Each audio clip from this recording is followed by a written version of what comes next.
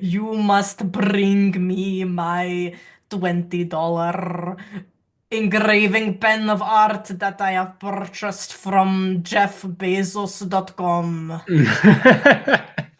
No, not that one. The virgin one. Even the battery is virgin, much like how I take my offerings, and I must use it to make my devious pentacles of art because I read Agrippa and Paracelsus. Don't forget the receipt. Do not forget it, my loyal servant. Yes, my lord. It is a holy Transylvanian tax write-off.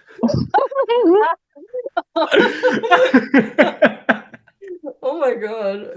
I think we've been using the Bill Skarsgård Orlok voice for like the last entire week. Really.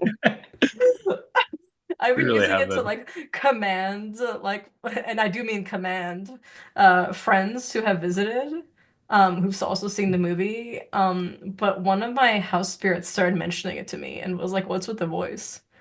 And I was like, "Oh shit, I am sorry, my liege." Sometimes like you forget like man, like I mean it's their job to listen in on everything that happens in the house. Great tip on house spirits too. If like people are gossiping in your house, like your house spirits will tell you. But it's just one of those things where I was like, okay, great. Like I will continue to use the voice. Bill Skarsgård has unleashed a monster, and it's not Orlok, it's the voice. It is, yeah.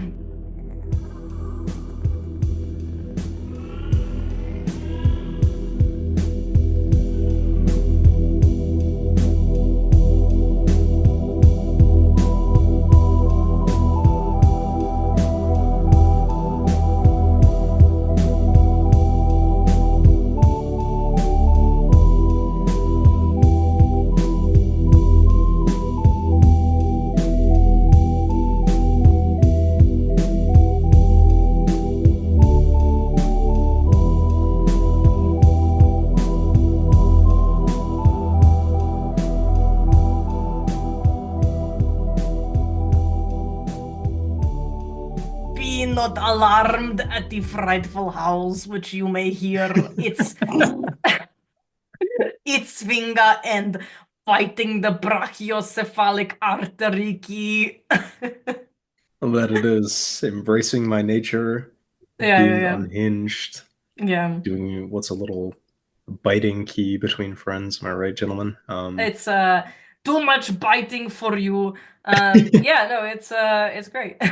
And we're joined by the impeccable mistress of all things folklore, Rose Aurora, who is here to enlighten us on a journey. Because one of the things, I mean, people know that we fucking love you. You're our personal friend, but you're also somebody we recommend your services, your coaching, your scrying mediumship coaching, your actual divination, like to the highest extent possible because we know your results work. You've personally helped us out.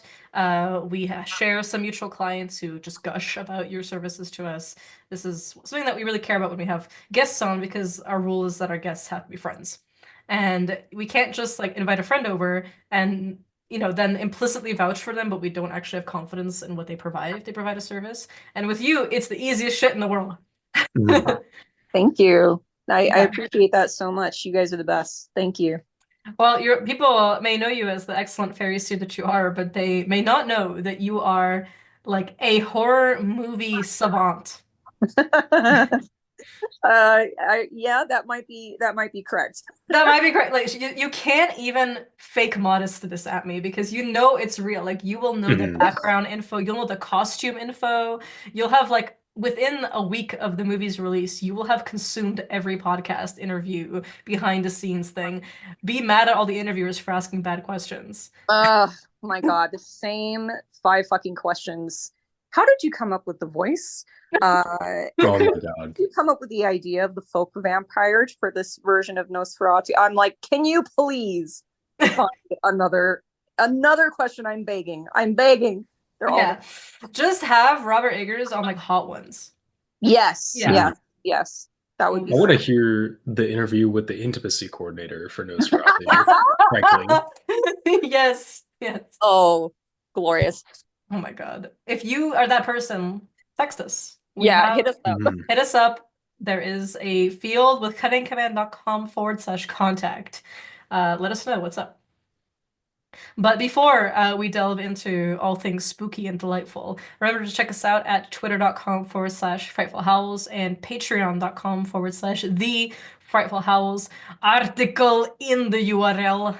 We have a bonus episode every month curated by and just for our patrons. They are getting long, guys. Some of them are 3 hours long. Q&As, you ask, we reveal. And it's like Frightful Howls After Hours, where we just get like very lucid. And there's no editing, and it's just us ship hosting the entire time. We have Salt's fantastic monthly almanac. We have a monthly live occult book club where we discuss a text of your choosing. We just finished one that was really fun on Wilmer Tall's No Manuscript and Gnome Grimoire. We have show notes for every episode and much more. And also, please remember to give us a like, rating, and review on Spotify, iTunes, wherever you may be listening to us. Happy New Year, everybody. If you want to give us a little gift, it's a 5-star rating on any of these things. It helps us fight the demiurge of the algorithm and stake its miserable heart with a noble rod of hawthorn. It would do us a good solid. And check out our services. Key offers personalized coaching in magic and mediumship. He does sorcery for hire. He does playing card and letterman readings. He does custom talismans, oils, and tools. Anything you want, he's pretty much full service when it comes to good magical shit. I offer Balkan Femamancy readings. If you're itching for the Balkans after watching Nosferatu, you can always hit me up Mhm. because I will read your beans. And Salt's books are currently closed, but always keep an eye out for his monthly astrological almanac on the Patreon. And lastly, hit us up on social media. I'm at Dragon Cunning. Salt is at SaltCNC. Key is at barnowl.key. A very vampiric animal, if I do say so Mhm. myself. And Rose can be found on Instagram /Rose Auroras with an S at the end. And her website is also roseauroras.com, where you can go seek her magical mentorship, her scrying coaching, which is unparalleled. We have personally benefited from it ourselves, and also all the lovely things that she can do to help you out with any fairy, elf, and troll related issue, as well as pretty much everything else. But that is her specialty. So welcome back to the show. Can't help but notice that the first episode of every new year in January is a Rose episode, and I think we should start keeping that as a trend. Works for Yeah, we me. should. I'm always delighted to come talk to you guys and do some memeing publicly.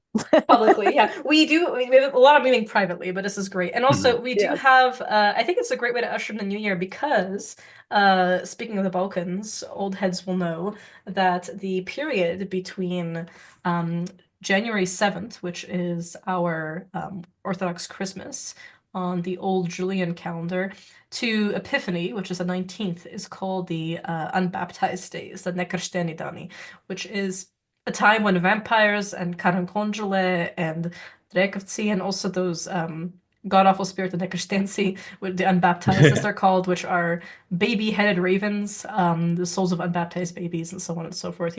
Asterisks here for, the cosmology on the unbaptism part. But anyway, don't worry about it too Love much. those guys. Yeah, of course you do. They roam wild, but especially the Karankonjulis. So this is something that is known across different countries. But yeah, we are talking about Nosferatu because we couldn't wait. Like we had a different episode we were gonna schedule and and then we all saw the movie. Actually, Rose saw it first. Mhm. And like early. Yeah, I was very fortunate to see it a little early before the release date, the US release date. And the way that happened was one they had a promotional website called that was like succumtothedarkness.com, and on the specific date that it counted down to was a puzzle you had to do, that was basically the sigil that you see, Count Orlok's sigil. And I had also told Svinga, hey, like they're counting down to this thing. I don't know nobody knows what the prize is going to be, but FYI. And it's probably going to have something to do with the sigil.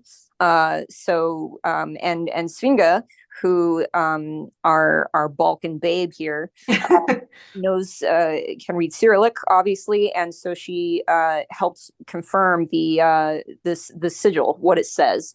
which we'll go into that obviously in a little bit as well. But I kind of already had an idea that it probably said what it said because I had been lurking the Robert Eggers Reddit. And there was some other Cyrillic readers there who had kind of deciphered. And I was like, "Is this what this is?" And like, this is probably going to have something to do. And so shout outs to our Balkan babe here for helping me secure my ticket to the early screening, which was absolutely amazing and wonderful, especially because I was just kind of telling some friends earlier today that it was great because it was people that really wanted to be there at that screening. It wasn't like the general audience. It was people who had won the tickets. So it was, it was dead quiet when the movie was playing.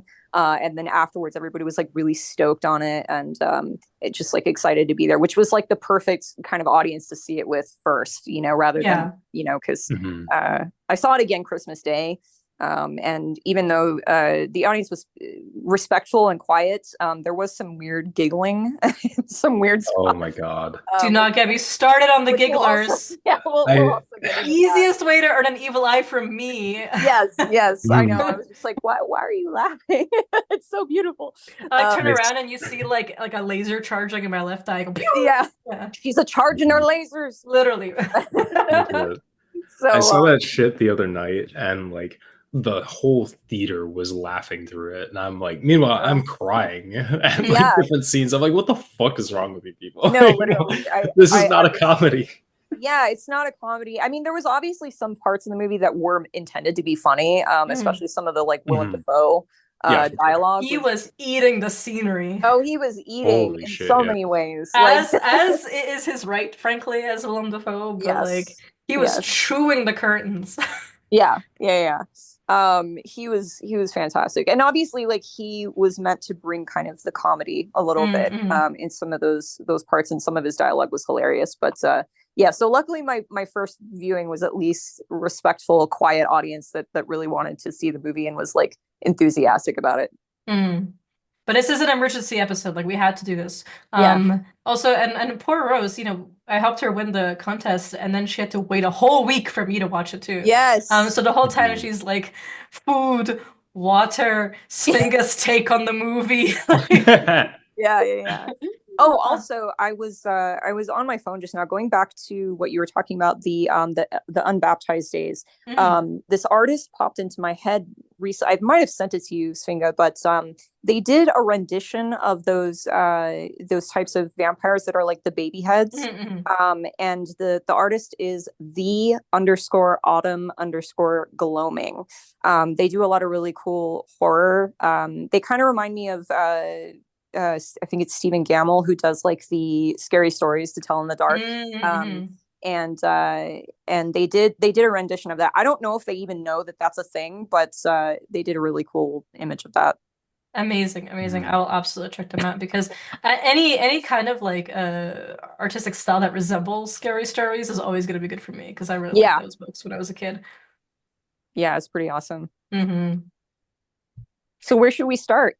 Okay, well, I think first of all, like, why are we talking about the movie beyond just like geeking out about it? Because we do have a book club for the patrons, right? And one of the things that we do is it's also a movie club. So like sometimes we can have an analysis. We did one of Vampir, the actual amazing Serbian film about Balkan vampires and stuff like that. So like we have done it before, and we will probably do it again. I'm like trying to get everyone to vote for some of my favorite movies, but we'll see. It is a democracy, I understand. But so this is not a book club. We insist on this being an episode because it is like a perfect launching point to discuss a lot of different occult and folkloric themes. And one of the things that we do at the book club is we try and like use it as a way to like branch off and pivot into extracting the most actionable occult advice or folkloric tales, And one of the things that we did recently, even episode 41, we had like a whole thing where we read 6 fairy tales out loud. That was Salt, Key, and I, and we kind of like did 2 each. And then we like looked into like what can you actually learn from this to be a better magician.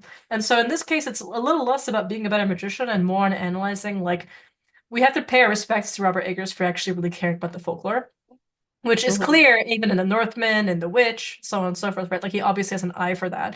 And this is quite different, I mean, in some ways from the original Nosferatu, you know, which of course was an unlicensed German adaptation of Bram Stoker's Dracula, where all the names were changed and the setting was changed in order to let it fly, right? And one of the things that that one does it. It has Nosferatu be like a servant of Belial, the demon. And in this case, you have more of like a similar origin story to the actual book by Bram Stoker, where he was originally part of the Solomonari, these you know, a student of the Solomons. So this essentially academy or wizard school for magicians to. The folklore varies depending on where you are. It's not necessarily purely unique to Romania, although you do have that's like the particular form of it will be called the Solomonari, and obviously the name comes from Solomon. But we do have ideas of like the wandering black school student in Croatia as well as in Western Serbia, where you have these notions of like someone who enrolls in or is like spirited away in like spirit flight to this academy where it's usually 13 students and they fight over who will become the devil's apprentice. And the person, and essentially it's a duel to the death, right? Like they're studying, but they're also fighting each other and they're poisoning and sabotaging each other through their lessons until eventually only one remains. And that one will sign a pact with the devil who will either become his familiar or will become his patron who will then give him a familiar. And in some situations, for example, in the Sholomons in Romania, this could be a dragon spirit that can bend the weather, much like many kinds of Thracian, Dacian, Illyrian dragon spirits. Um, and this will be, and they'll also get a black book, which is very, you know, very hashtag Saint Cyprian, you know, mention, that will be able to allow them to like not only record spells, but also sign pacts in the book. And so here, it's very explicitly stated in the movie, by the Orthodox nuns who are healing, Thomas Hutter, that essentially the origin of Nosferatu was that he was such a magician. Like he was a Romanian nobleman who eventually became a Solomonar, and then he made this pact that allowed him to become a living corpse. You mentioned Saint Cyprian there. Mhm. I don't know if it's I can't remember if it is the Balkans, but isn't Cyprian also considered to be an attendee of the Shalmans? Yes, yes. Some of the people that like a lot of the oral lore about Saint Cyprian around certain parts of Romania as well as in Serbia, like in Croatia, like refer to him as being like one of like the chief students who won. And there's like multiple incarnations, like multiple cohorts, if you will, of the Black School, but he's said to have originally studied there. Or in other versions of the story, Saint Cyprian is the one who founded it. And it's actually his students who, when he burns his books of art, you know, in the pyre, when he converts to Christianity, it's his students who loyally copy down the last copy by hand and disseminate it. And so all the different books of Saint Cyprian that you find across, you know, Europe are actually like forgeries of that original book, including more modern notes, right? To kind of explain why it has like more modern explanations of magic, like for example, playing card divination, right? It's his students carrying on his work, especially considering how many, quote, like Cyprian spells from Scandinavia to Portugal involve you referring to yourself as Cyprian and like inhabiting his sort of like, you know, habit or his authority, much like you would say, like, I am Solomon, I am Faust, and so on in grimoires. Like, it becomes this thing of like, you are becoming his apprentice. And there's a lot of really interesting things that we could go about with that. But like, the whole Black School thing is really central to this. And again, like, this was part of the original story. So it's great to see it come back. And you know, we're going to talk about a lot of stuff because I think vampires is something that all three of us are always interested in like discussing, especially whether it's in fiction or folklore and so on. And the depiction of Orlok in this movie is so beautifully traditional. Like it is a bloated corpse that's skinny in some parts and bloated in others, and you can see like the hair and like the skin rotting away. Like he has to like wheeze and inhale manually before he speaks because he's no lungs, right? And there's this beautiful way that he like has that like it's a classic like Nosferatu like hand shadows, right? But like you could see that his shadows manipulate things.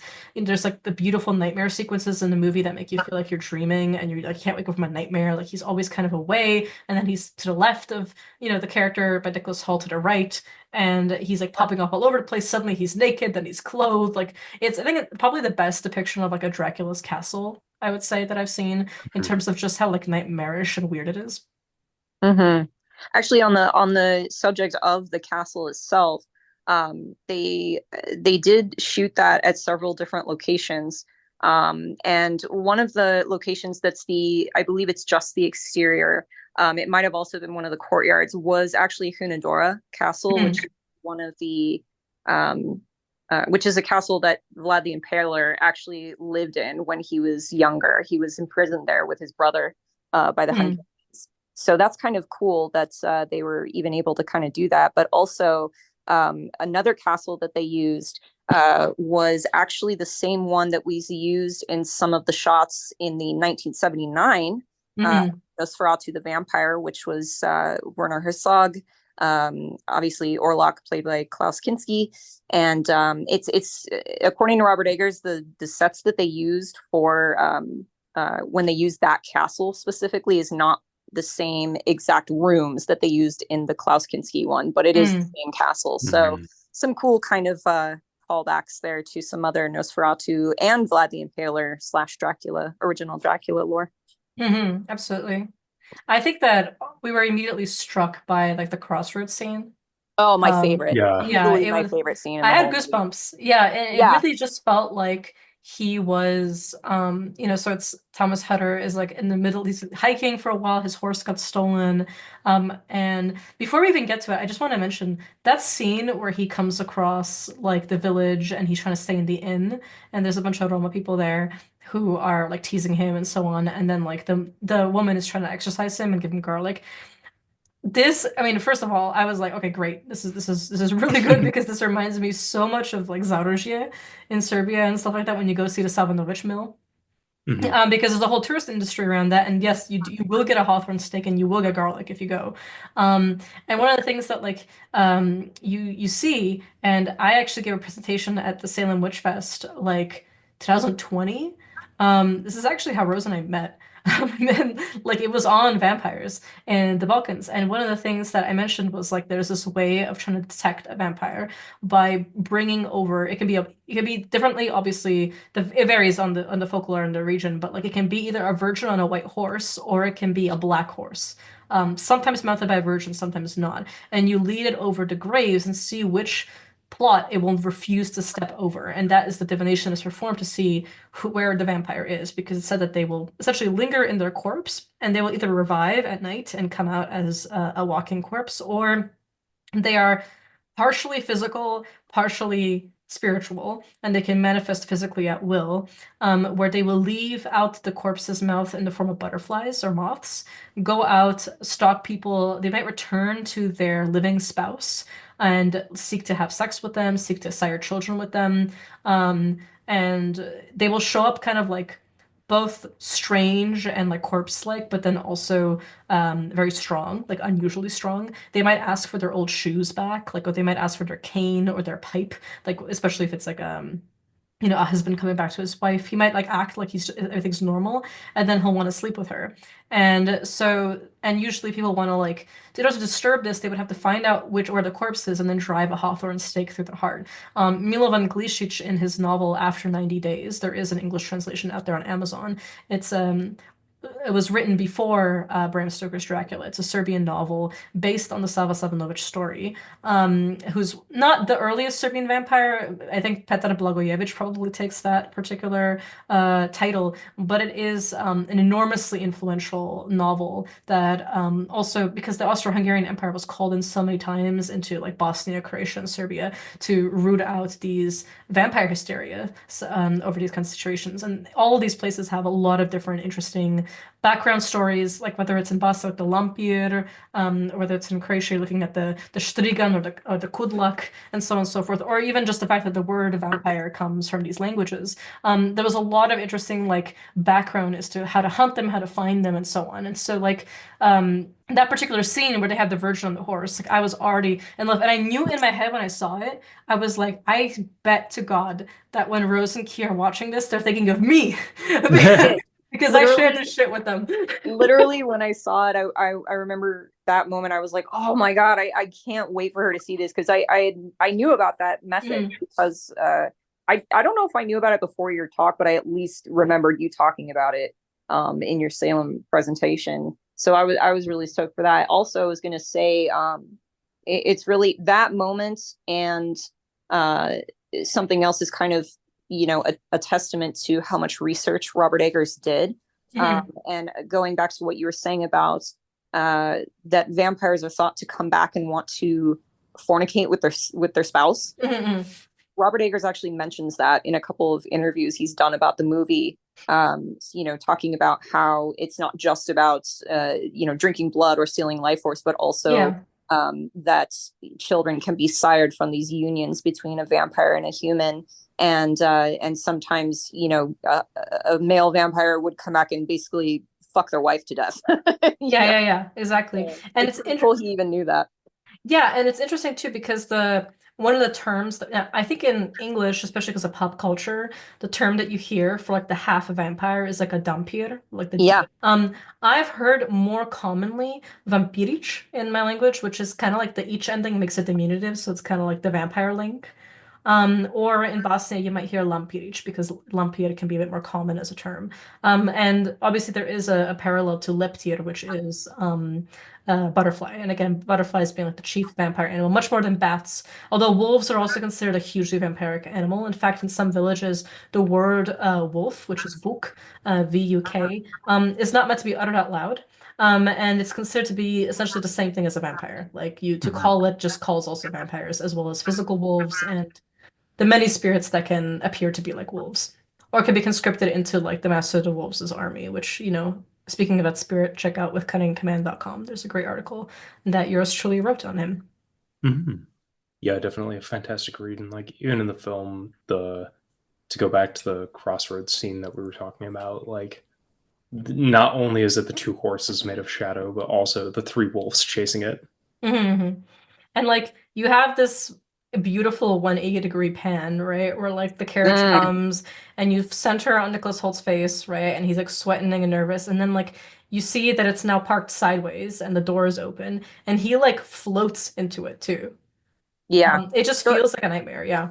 I was about to say that the whole I mean, it's also very cool that it's at a crossroads, first of all. Like I mean, it seems obvious to us that we noticed that. Yeah. I don't know if maybe like the general kind of movie going audience kind of picks up on that, but that's kind of a cool thing right there. And that scene is literally a real place. It's not a set. It's an actual crossroads. I think it's in the Czech Republic. Which is where a lot of the outside scenes were shot that are supposed to be Transylvania. I guess Transylvania is more expensive to shoot. Yeah. So they have to limit it a little bit. But it's a real crossroads, and I guess they put a bunch of lighting into the trees and above the crossroads, so it looks like moonlight. And it's just it feels like a nightmare. It feels like and the sound design in that particular part, the sound design in the whole movie is fucking amazing, but like that part especially, the sounds of the bells on the horses and the it's perfect. I love that. That's easily my favorite scene in the whole movie. Mm-hmm. Even the way that the timing of that entire sequence plays out is so nightmarish. Like it's set up earlier in the film that the entire journey is going to take 6 weeks there, 6 weeks back, but that it happens over the course of like 2 days that are also kind of 4 days that are also like blended together, and it's just skipping forward and backward in time asynchronously is like it just adds such a fantastic quality to the shot and makes it really a dreamlike but be like similar to encounters with these very spirits. And I think that one of the reasons I really want to talk about this movie is because it's so rich with interesting folklore and like actual real life, quote unquote, like a magic to analyze.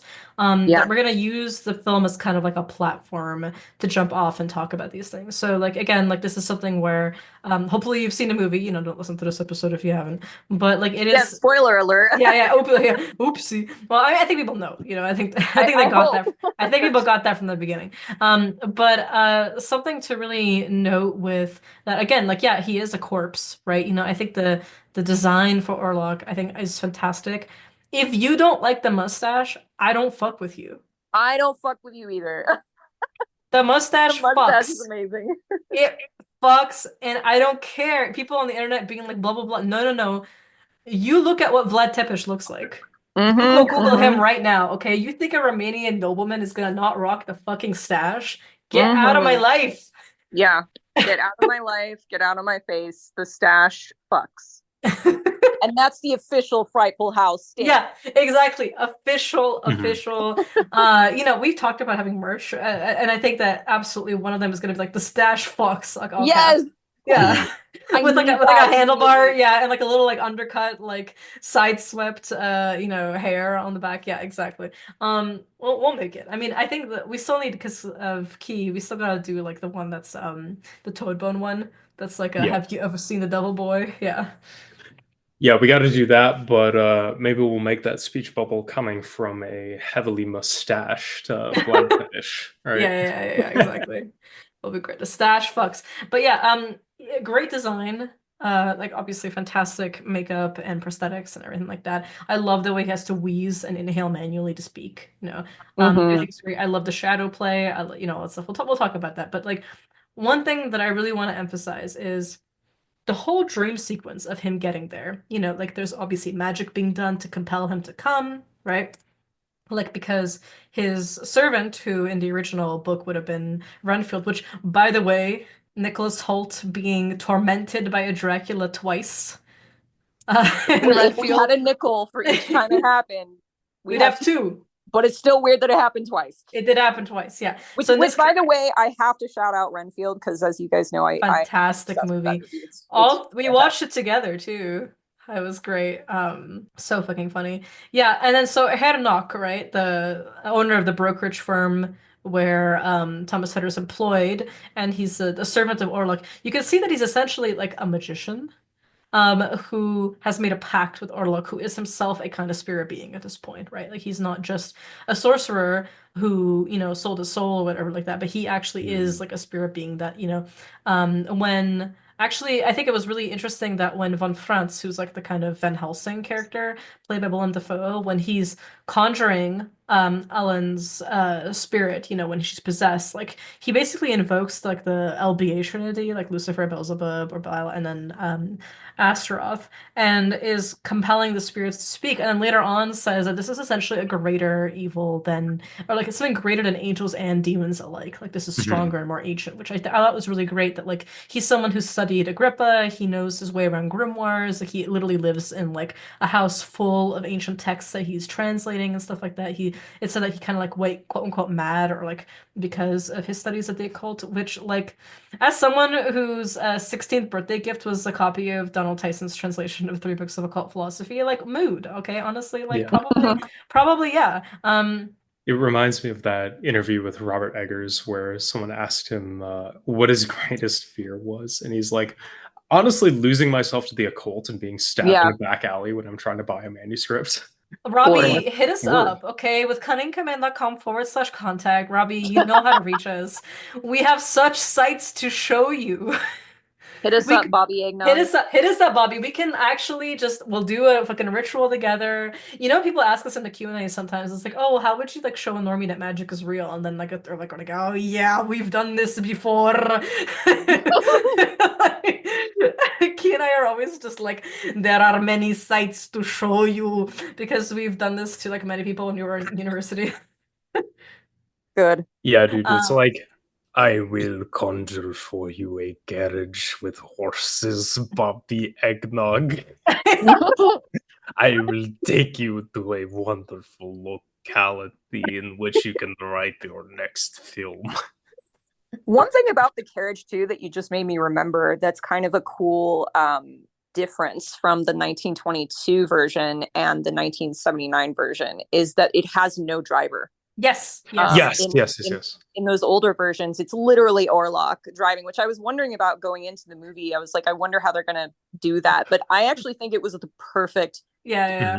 Not I was waiting for a totally driverless carriage. Yeah, I was waiting for it to be like, "What's up, baby girl? I've come to pick you up. Your Uber is here." But no, it was Uber has arrived. It's a really fascinating dichotomy there where like there's no driver, but the carriage is still being pursued, like it's still being chased. Like Orlok is still orchestrating like the "you will be brought to my house."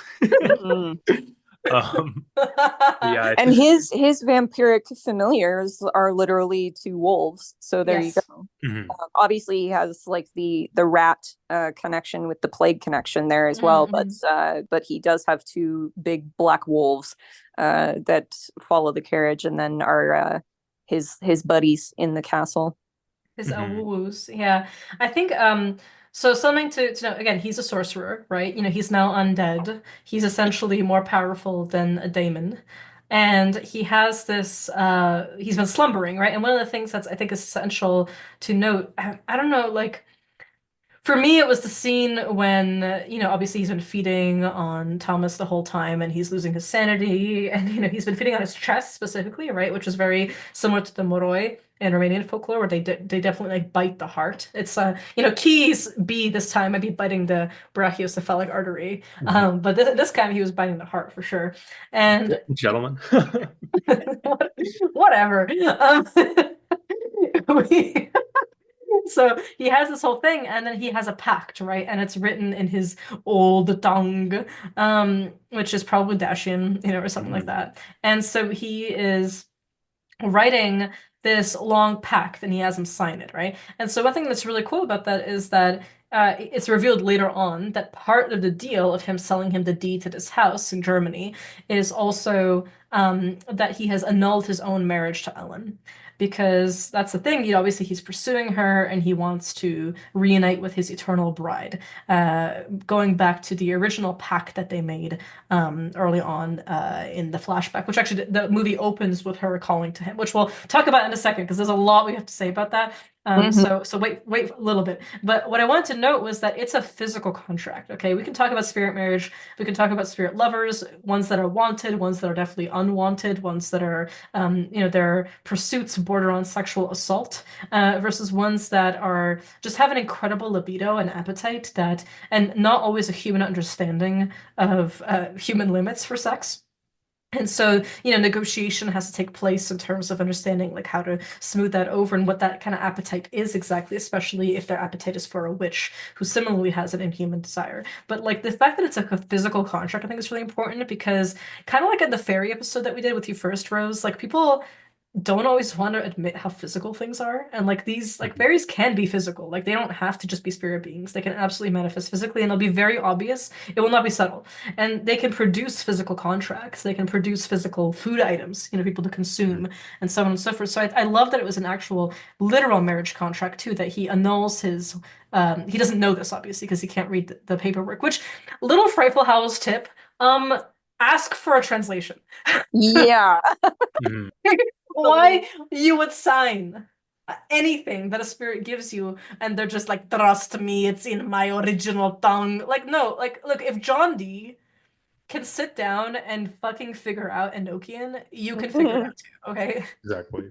Have a spirit lawyer, have a spirit actuary, get that shit notarized. Like, And they are, there's Stick lots the of damn thing diamonds. through Google Translate if you have to, for God's sake. I Yeah, mean, there mhm, are there don't let are it go. spirits that will do that shit for you. Like there are spirit lawyers. Like half the daemons, I think, just kind of do that for their gods anyway. mhm. Should get Salt in here about the celestial bureaucracy. You know? Salt would pop the fuck off. He hasn't seen the movie yet, but like he it to a T, right? The kind of stuff that he talks about when it comes to like the Chinese celestial bureaucracy. Like you have a spirit lawyer, you have a spirit judge, you have spirit witnesses, right? You have spirit guarantors. Like it's I mean it's true, right? Like spirits have their own societies. It's not necessarily that much of a shock. But I love it. And so it's one of those things, obviously he annulled his marriage, doesn't realize this, and just this emphasis the entire time on like he's looking to pursue her and claim his bride, and that's why he's moving back to Germany. And also like his Herr Nock, his servant, sitting in his dope ass conjuration circle, like fully tweaking. With all those Freaking black, on it. yeah, he's freaking on it too. With all those cool black candles. Um, and he's just Mhm, like moaning and like calling to him and stuff like that. Full Renfield, 100%. He is basically like, yeah, like I've prepared the way. He's like opened the road for him to come. He's opened like the ways for him to meet his bride, to get her current human husband out of the picture. Hashtag possessive spirit lovers, you know. mhm, And ultimately, once he's there and he's supposed to be killed eventually, but he survives and ends up in the Orthodox Church. Shout outs to Orthodoxy. All the nuns who save him. Oh my God, Listen, brutal. my Christmas is not yet come. Mhm. Give me a second. But yeah, so all that really leads to what I wanted to say, which was that we want to talk about spirit image, we'll talk about vampires. But it can be very literal, right? Mhm. Like the contract that you can orally agree to can end up becoming signed physically by your oral permission. There's also dream landscapes or spirit flight experiences where it is signed physically. These documents can be produced by spirits. This is absolutely a thing that you could see across different kinds of like folk tales, right? Mm-hmm. Yeah, definitely. Even from like the grimoire angle that I can speak to with these spirits is like certain manuscripts will say the demon will present a contract, and when they do, there will be a contract, that Hmm. has their signature on it. So, I mean, speaking of Germany, I mean, you've done some Faustian stuff that like has produced like a physical signature on the paper that you mhm. made. I remember you showed me a few times. You're like, Assault has this too. Like he has a great Liber Spiritum, and like he's very careful with who he shows it to for obvious reasons, because like that book is fully possessed. But he Yeah. did let me have a peek under like very austere and clean um circumstances, and I got to see like there were physical signatures that were obviously not him, and he didn't like trace over it with like his own pen to make it stronger. Like it was a fully Mhm. physical signature. Yeah, like having seen them burned into the paper before my own eyes, or Hmm. like embossed to a point of like the spirit just hit it with like a physical stamp. It's Hmm. like, oh yeah, that's a thing. Yeah, yeah, yeah. I love the stamps. I Mhm. agree with you. And I love the seal. So the whole time in the movie, both in the advertisements and in the actual movie itself, there's like Mhm. seals. You could tell that Herlock is a servant of Nosferatu from the beginning because he's stamping his seal on all the letters, right? And Orlok uses it. It's pretty much on all the merch, which when that hoodie sold out on the official merch website, I returned to my spirits and I conjured a familiar most foul to bring it to me. I was doing the Nosferatu like, come to me, like to that Mhm. hoodie. And then it came back in stock and we were able to get it. So now Rose and I Mhm. can match. Mm-hmm. We twins. Yeah, next you will see me in the club wearing it next time we go clubbing. Um, We got that Zalmoxis drip, Like, baby. so I Mox would is do. on fleek. I literally was telling Key, I was like, next time we go clubbing, I'm 100% wearing that hoodie when it arrives, okay? Like, you'll get like the CO Mhm. cannons, the lasers, we're peeking on substances, and I'll be in this Nomoxis strip. As Mhm. is my right. Yes. So yes, the password to the contest is the words in the sigil, and that's what was being shown on like the official Nosferatu Instagram, where they were showing one letter at a time. And it is Zalmoxis, right? So who is Zalmoxis? He was a deity, most likely venerated by the Dacians, or in the Getae, which were a people of the Lower Danube. It was mentioned by Herodotus in his histories, and it was said to be some kind of either a human who was sacrificed and became this chthonic deity, or alternatively, he was originally a kind of hunter deity or some kind of fertility deity that also became either syncretized or also subsequently was a chthonic deity. Like it's very the research on him is both like incredibly vast and also kind of scrounging off the exact same fragments. So there's a lot of theories on this god. Um, and obviously, Mircea Eliade has a very famous book on Zalmoxis. And so what's interesting too is that there's a lot of different discrepancies about this particular understanding of Zalmoxis, including like theories about what Herodotus says. There's an interesting kind of take, right? That originally Herodotus says that Zalmoxis might have been a human or a slave who converted to the beliefs of the Thracians. Um, and that eventually he became incredibly rich after he was liberated, went back to his homelands, and then because he was so rich and all the people around him was so poor, he continued to travel, and he ended up becoming initiated into the Eleusinian mysteries. He created a beautiful banquet hall where all the local chiefs and his countrymen could visit, and eventually he started to kind of preach his own mystery cult that there were these this immortality essentially would befall his guests and their descendants. They would go instead into a world of complete happiness. And then he built this kind of underground trench.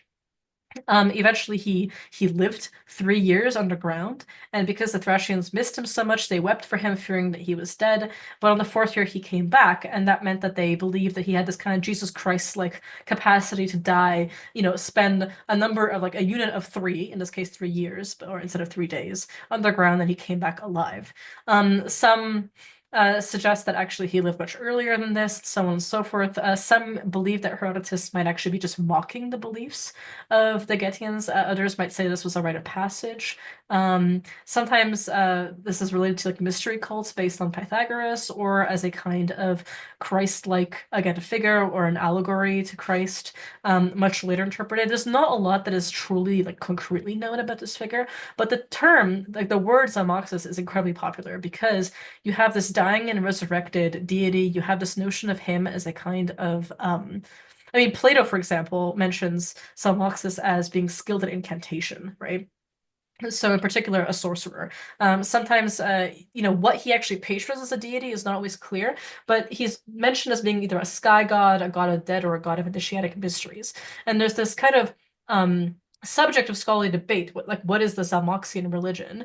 Of like what exactly was it? Was Zalmoxis like the main name that we come across when we were researching like the gods of the Getae, and it might be that they were monotheistic. However, only Herodotus actually says that they had this one divinity. Other sources don't. And there's this also idea of like sacrificing somebody to send them as a messenger to Zalmoxis. So he's associated with human sacrifice.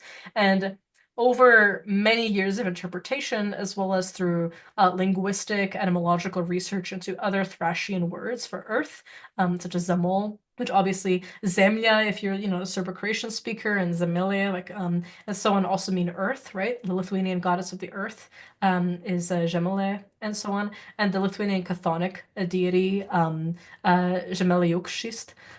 So you have all these different kinds of like names that obviously has this particular connection to the earth, and has this chthonic element because he travels into the underworld and receives human sacrifices, and these sacrifices become messengers to him. So one of the things I think is really interesting to note about this deity and the fact that his name is in the sigil, which by the way is not addressed in a movie, is never really mentioned other than that Herr Nock whispers his name when he is like moaning and thrashing around on the floor doing his conjuration. Like he clearly refers to either Orlok as being an incarnation of this deity, or that Orlok made the pact with this deity. Like Zalmoxis was quote unquote the devil that he made his pact with.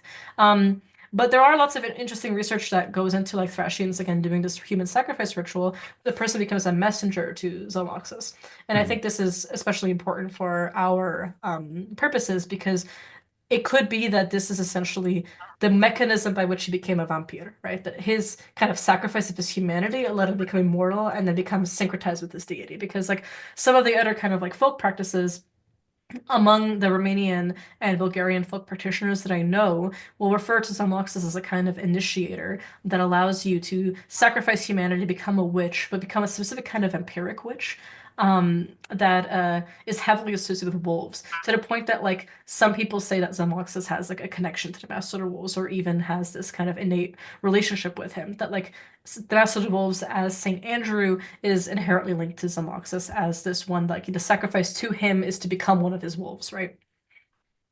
Mhm. But that shit Like is on the the seal. It's so cool. yeah, legit. Like even this like kind of notion that talked about in the article where sometimes you're just taken for 7 years and you become the master Yeah. and then you're returned, right? Is like this weird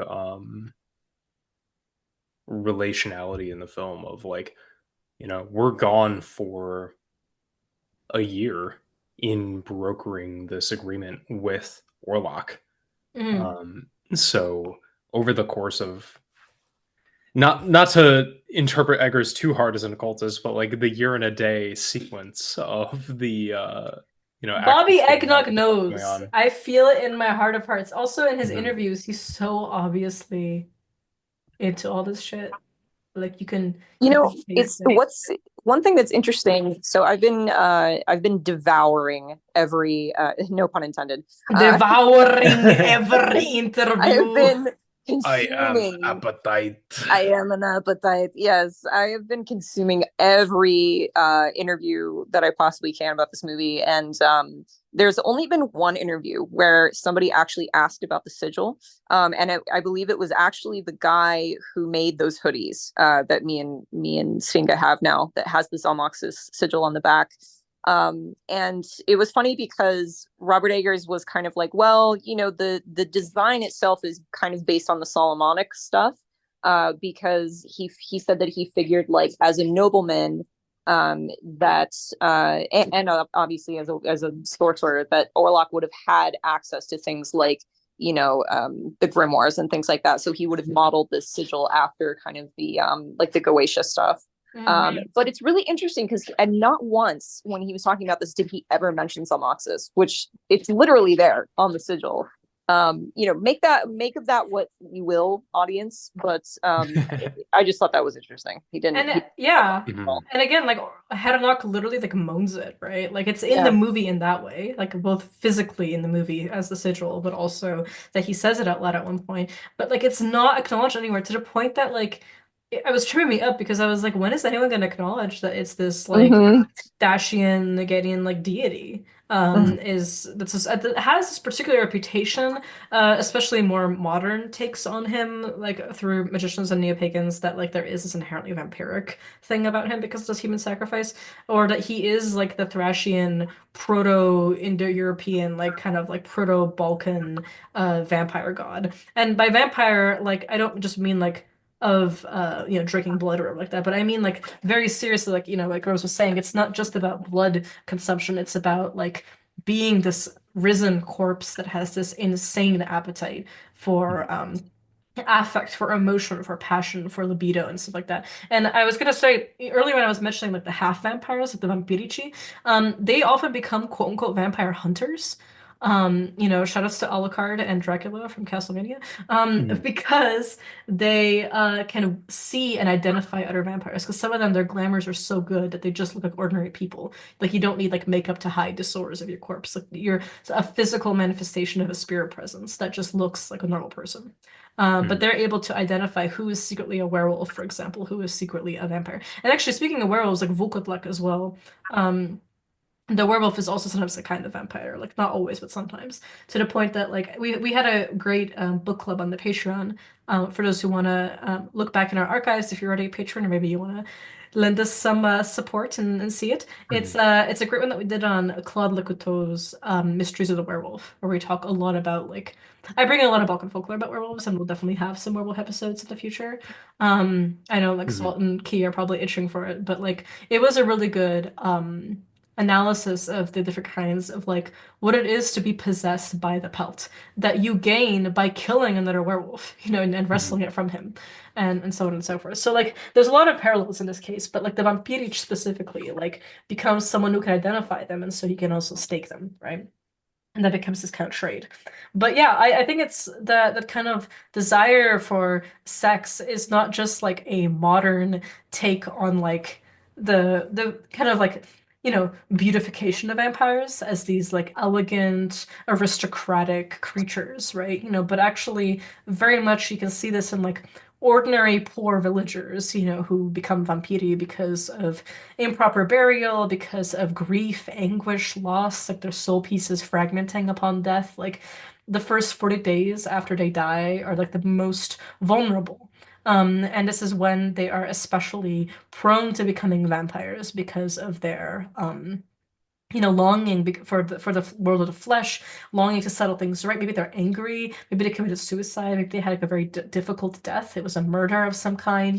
They want to come back to their wives. They want to fight their brothers-in-law or something like that. Because they had their money stolen or something like that. Maybe they were slandered before they died, and so they're just frustrated.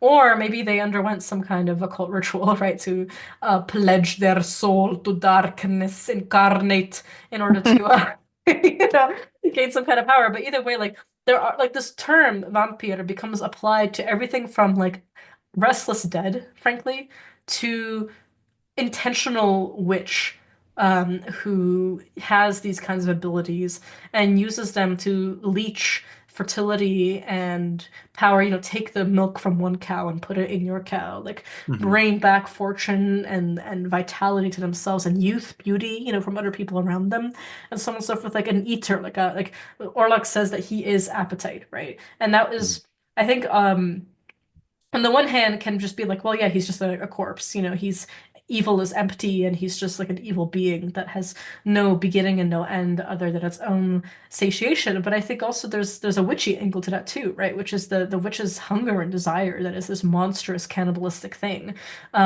Which is why witches are associated with spirit categories and not necessarily with sorcerers, right? Like that's one thing I really Mhm. love about like reading really good like Balkan folklore books is like you'll have like your category of like your encyclopedias, right? You'll have like your sorcerers on one side, and then when you go into like creatures, like a bestiary, which is there, like not with the sorcerers.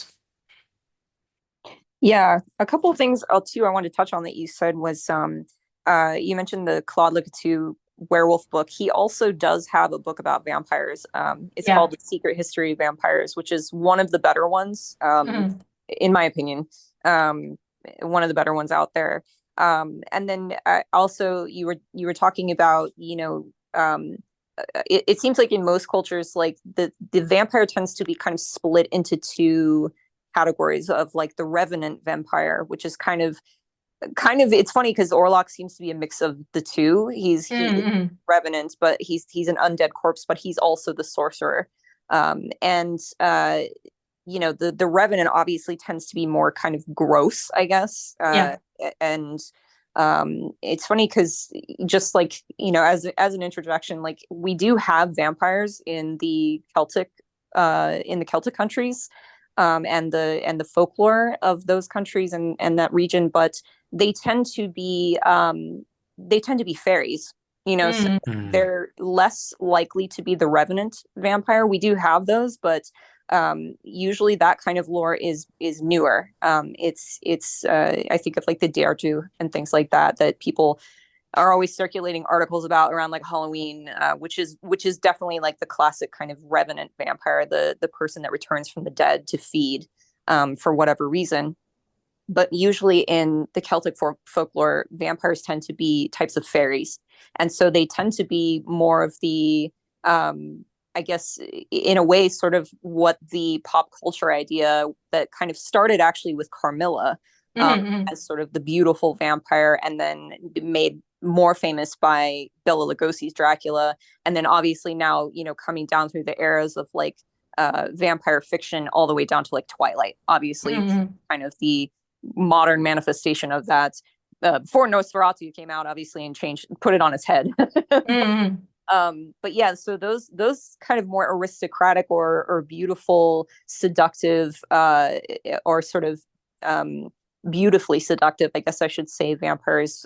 You'd actually find more of those in the Celtic folklore because they tend Yeah. to be fairies, and fairies tend to be very alluring. Even the very as we would say in like the Scottish traditions, more unseelie, the more likely to be dangerous to people, the more likely to see humans as entertainment or worse, so or Mhm.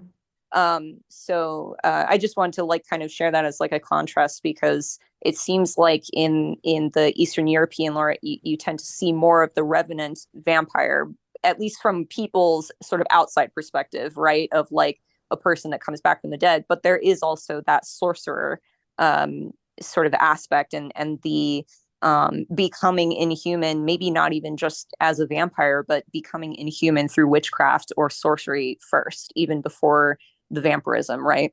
Yeah, yeah, exactly. And I think you raise an important point that this is not necessarily like a modern invention, right? Like because of the fairy Oh yeah. association. And that also, I think, plays into kind of like the way that like a Kelpie, for example, or a Rusalka, might seduce somebody to enter the waters with them. It's like there is this kind of magnetic pull, right? Especially to like surrender one's blood or just surrender one's life, especially if you're going to be drowned, right? That is associated with like the vampiric pull. And I Mm-hmm. really like that, especially in this movie, you can see there's both. Like he's not sexy, you know what I mean? But like in the way that like he's depicted. Well, Oh no, no, no, let me finish. Let me finish. Let me finish. I mean, like he's not let meant her to cook. be. Let her Let me cook. let me cook. Let her cook. He's not like intentionally depicted in a way that is supposed to be like as hot as like Bela Lugosi, for example, was, right? You know, but there is this charm to him, right? There's this pull, and even though he's like a literally rotting, partially bloated corpse, it's the way that he kind of like plays with reality and molds it. And of course, there is like an erotic element to this because you can see that like we're going to talk about this when we get into the spirit marriage angle, but like she is having these like epileptic or orgiastic fits, right? Mhm. And he's all like, oh my God, the line about him being like a serpent in her body. Oh, that was Uh, Oh my good. God, dude.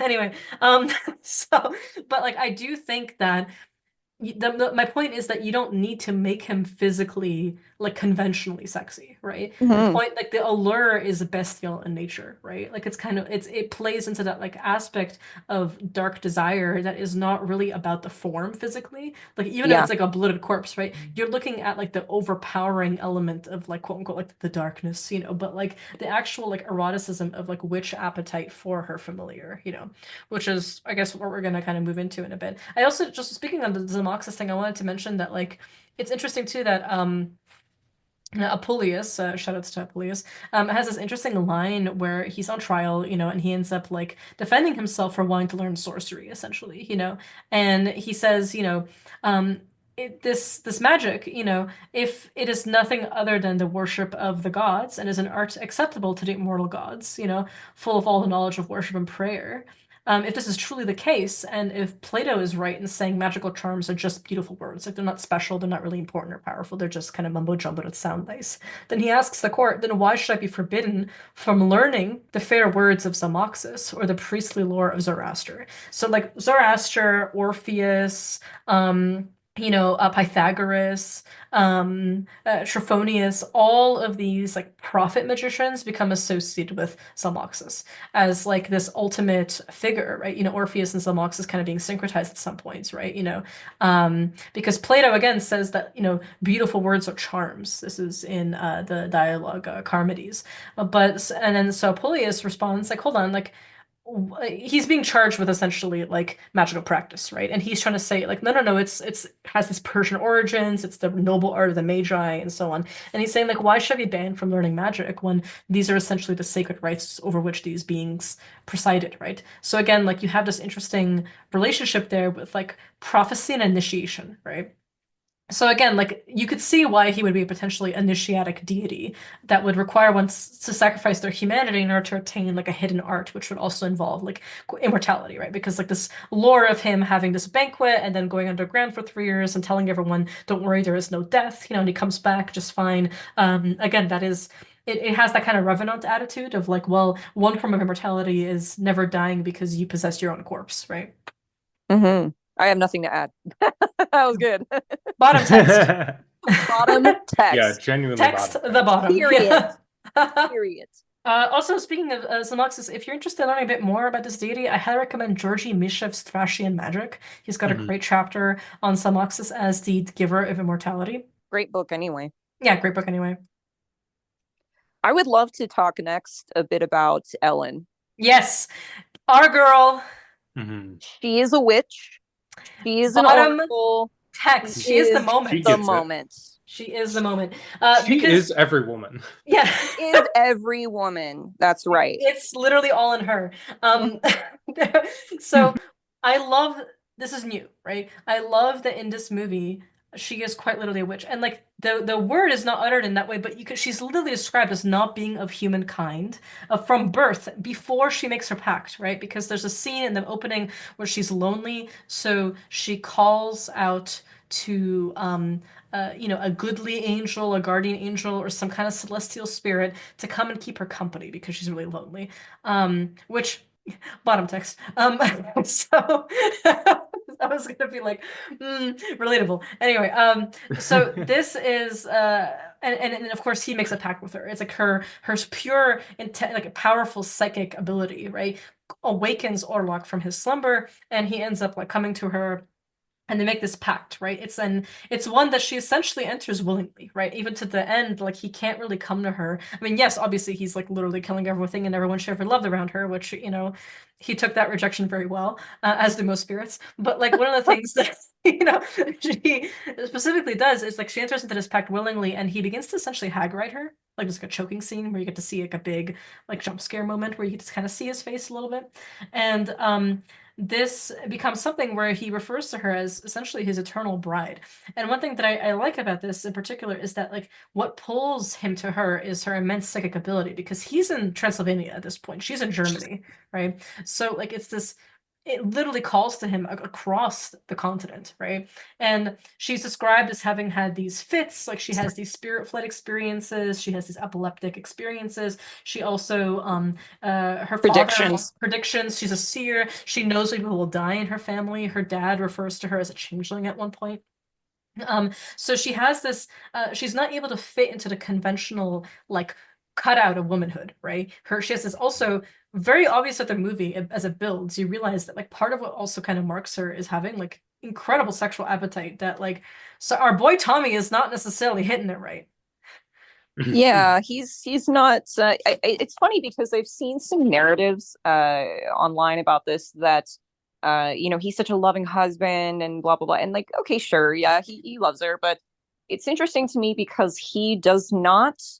I don't find him emotionally fulfilling for her. He leaves her behind. She kind of says at the very beginning, "Oh, like one more minute." Like she's clearly trying to get some sexy time going with this dude again before he leaves for work, and he's just kind of like, "Oh no, I gotta go." And fair enough. But then she comes to him with these very real fears about his leaving to go to Transylvania, and he just kind of blows it off. He tells her, "Oh, we put these fancies behind us," and blah blah blah. And I'm like, are we watching the same movie to some of these people? Because he's really not that great of a husband. A In my little, a little Frightful Howls tip. If your sexy seer witch wife tells you not to go somewhere because she had a premonition, Don't fucking go there. don't fucking go there. Literally just don't fucking go. Exactly. Um, Yeah. but I think you raise an important point because obviously there is a narrative, there's an interpretation of this film that this is essentially about her being assaulted, right? And because of the incredibly like brutal ways that he essentially is killing everyone around her, right? But Robert Eggers himself in many interviews has said this is meant to actually be a gothic love triangle because she does love Thomas. Like she says that her love for him redeems her, right? And makes her feel essentially normal again, right? But prior to that point, she has these terrifying yet deeply arousing experiences that are essentially nightly. And when she's out on like the riverbed and she's talking to the Lucy Westnera character, like Anna Harding, right? She's basically saying like he's everything, he's like the wind, he's the sea, he's the pole, and she's like, oh, that's God, right? and Not she's quite. not quite, and she's like, no, it's more. I'm like, first of all, she gets it. She gets it. Yeah. But really it's like this yearning for this kind of like familiar that's like not good for your humanity, but it's good for your like witchy self. And the witchy self is not good for society, right? Because it Mhm. literally brings plagues, it literally kills things around you. Like it's not like a thing that you'd aspire to be, right?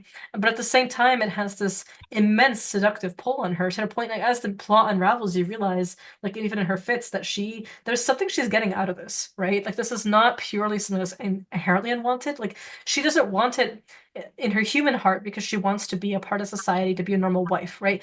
Her best friend has children with her husband. He loves her and always is praising her like quote unquote womanly attributes of being able to have kids, how he can't keep his hands off her, how she's so, beautiful and a great mother. It's all these like stereotypical boxes of what a woman has to be, right? And Mhm. von Franz even tells her like it's a shame you were born in this currently quote unquote enlightened time, because if you were born to a heathen era, you would have been revered as a priestess of Isis, for example.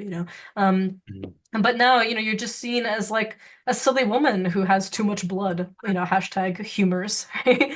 Um, and who needs to be kind of treated for her fits of fancy for longing for her husband. And actually, when he returns, everything's fine. And the irony is she's also longing for something else, a different kind of husband who also comes back for her, right? So I think there's this really important kind of emphasis to be placed that like part of it is also the fact that she's not really fitting into like I guess on a feminist reading of the film, like into like a womanly mold, right? Like she has these fits, she has these premonitions, she's seeing things, like she's not fully like conforming to like a Christian identity of what like a woman's Mhm. power or ability is. And then she also has this basically dark pact with a familiar spirit that she signed a marriage pact with, and then he's coming back to like make good on that because he's jealous that she's got a human husband now. Yeah. I think a couple of things on that too is Robert Eggers, as you said, has been very explicit about that in like interviews and press and stuff about this is meant to be romantic. Like this is meant to be a love triangle. And Lily Rose Depp has also, who played Ellen, who it has also been very explicit about that in her interviews as well. That I've been talking about this a little bit with Svinga in our DMs, but like he gave her this short story by a French author called Peor, and it's about a girl who literally has a sexual awakening slash romantic affair with they call it a demon, but it actually kind of reads more like a vampire to me when I read this story. You can find an English translation of it in the book Angels of Perversity. And this, I think it's Remy Gourmand is the author. But that was literally some of the literature that Robert Eggers gave Lily Rose Depp to read while they were filming this. And she really has kind of emphasized too in her interviews that like, you know, Ellen is kind of the one calling the shots here. She's the one who called forth this being, this Orlok. And so I think it's kind of an important part of the story to recognize that she is the catalyst for all of this that's going on. Not to say like, oh, it's her fault that he's an asshole, you know, obviously, but it is that she, you know, has these powers and isn't fully aware of how that manifests and what is sort of the extent of the danger of it as well, which is also a good, I guess, sort of fable for magicians in general. Like, be careful, you know exactly what you are calling out to if you're going to do so. Just sort of on the surface level there. But also, I wanted to say, like, it's also very explicit what their relationship is between Orlok and Ellen by the nature of the things that they call each other in the movie. You know, for one thing, as you mentioned earlier, like nobody uses the word witch about Ellen, but Orlok does call her enchantress. And he says, you know, I was slumbering in pits of darkness when you woke me up from my slumber. Your power called out to me and brought me back, essentially. And she does explicitly refer to him as her lover to Thomas when they're, you know, the scene where she's wearing like the striped dress and then she has the crazy like freak out possession in front of her human husband. Which You know, great screenshots from that scene. yes, great memes from that. Yeah, like me when the whatever hits. Yeah, every Yeah, time. but she does explicitly call him her lover, and say that she made an agreement with him when she was younger and first called out to him. So I think it is subtle, but at the same time, it's totally not. It's very Yeah. your face exactly what this movie is showing us. And yeah, obviously there's symbolism and more kind of modern you know, sort of takes on this that you can bake into it.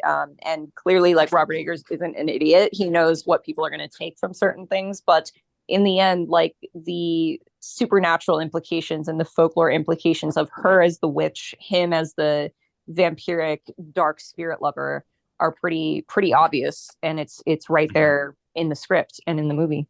Yeah, yeah, yeah. And just like the haunting, like come to me.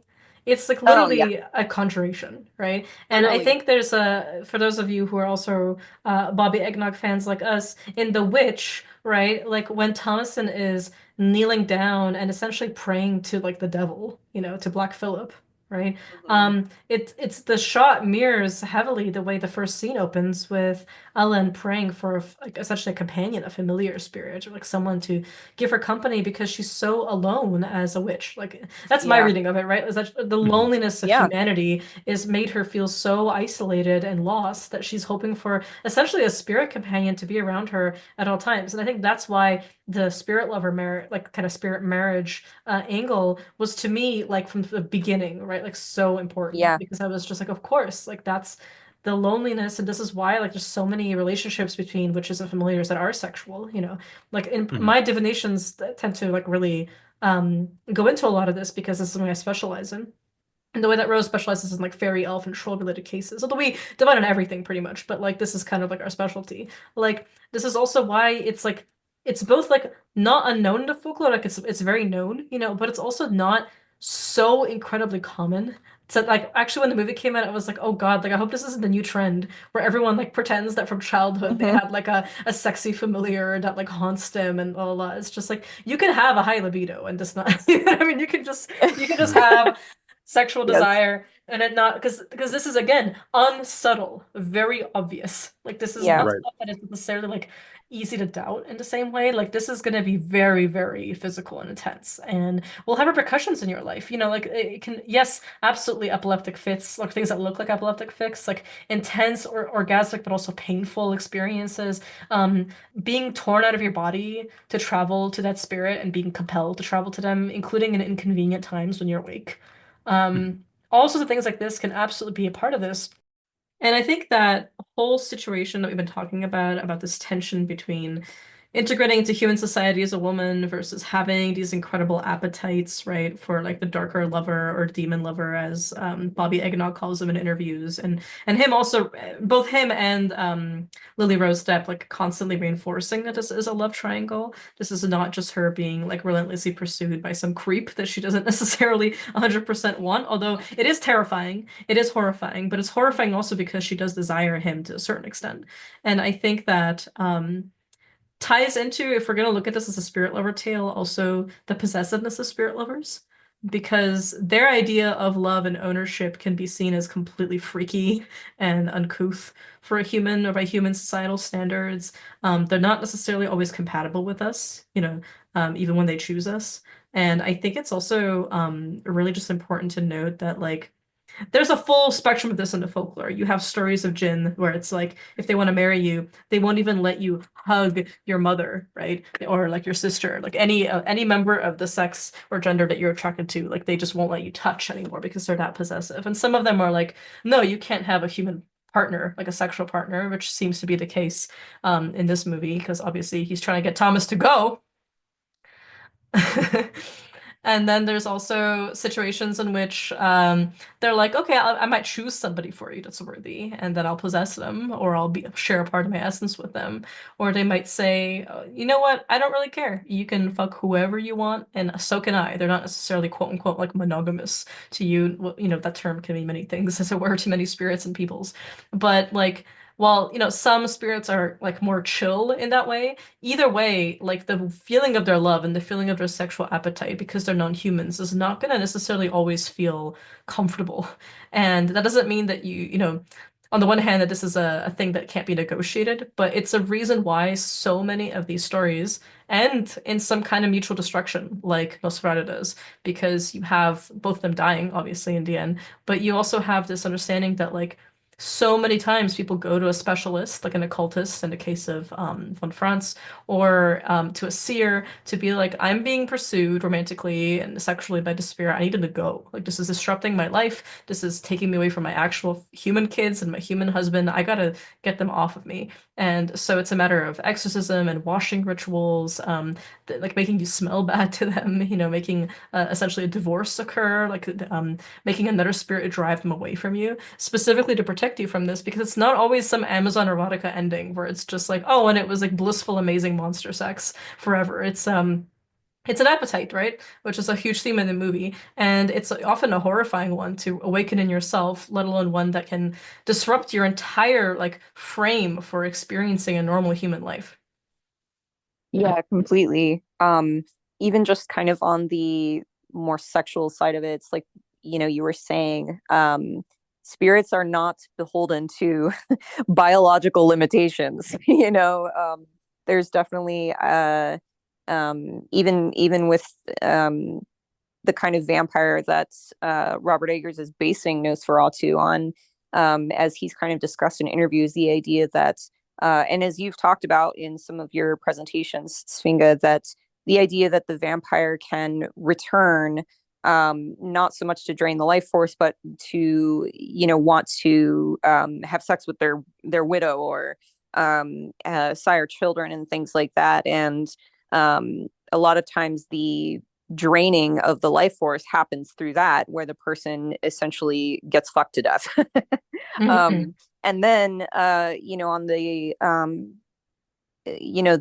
this idea that even a happy relationship with a spirit, a spirit lover, a spirit spouse, things like that, they they're going to have different viewpoints on the way things work, because essentially they're not human. They're not going Mhm. to have those biological limitations, but they're also not going to have the same views on things like marriage or a relationship. There may be similarities. It kind of depends on the situation, obviously, and the spirit. But, I think that's where some people can get tripped up, if it's something that they are kind of looking for, and then they get it and they're like, oh, this is not what I thought it was going to be. Or the people who, as it usually happens, don't seek that out and then find themselves in some sort of romantic or sexual relationship with a spirit, and they're sort of confused by a lot of things. I find, like, the people who come to me about being pursued by a fairy being, sometimes they're not even sure if they should call it that sort of relationship, because it doesn't match up with what they would expect it to be. And obviously, in the folklore, most of those stories kind of don't end well. And it's usually because there is, something that doesn't sort of match up between the spirit and the human, whether it's just that the spirit, the human doesn't know, I'm not supposed to blab about this. Humans like to brag about things, and they like to talk about their love, and that's something that comes up a lot in fairy lore, when there's a romantic pursuit from a fairy to a human, is that the fairy will tell him, you're not supposed to tell anybody about me. And then when the human inevitably does blab about it, the fairy disappears. It's a taboo that the human has broken. And then when the taboo is broken, then the human becomes so sort of paralyzed with woe and grief over the loss of their fairy lover that they can even pine away to death, basically. Mhm. And so I think even in that sense, it's not something. I think we kind of touched on this actually in the episode, the first episode I did with you guys, where we talked just about fairies. It's not really something to wish for, and a lot of times even the wondrous aspects of that sort of relationship can even still be too much for a human being, just because the differences, quote unquote, culturally between the human and the spirit is just too much to kind of deal with. And so, like you said, an expert, a seer, somebody needs to be kind of brought in, either to try to make the situation better, which is hopefully, something that can be done in most cases, or to, facilitate a divorce or separation between the human and the spirit. And that process is difficult too, as I'm sure Svinga, because I know that you specialize in this and help people with these kind of issues. Sometimes, the divorce moment or the separation can be the most difficult thing to facilitate, more so even than trying to kind of create a better bond between the spirit and the humans. So Yeah, and often, like, even when it's wanted, like, the divorce is actively something the person is looking to get, like, to have, because they're yeah, choosing this, like, it's still hard. It's yeah. still like, and that's what reminds me, like, having read the script now that's been on the internet for a while, but, like, the updated version is too. Like, you see the ending scene, right? It's described as painful and violent and frightening and overwhelming, but also ecstatic and rapturous.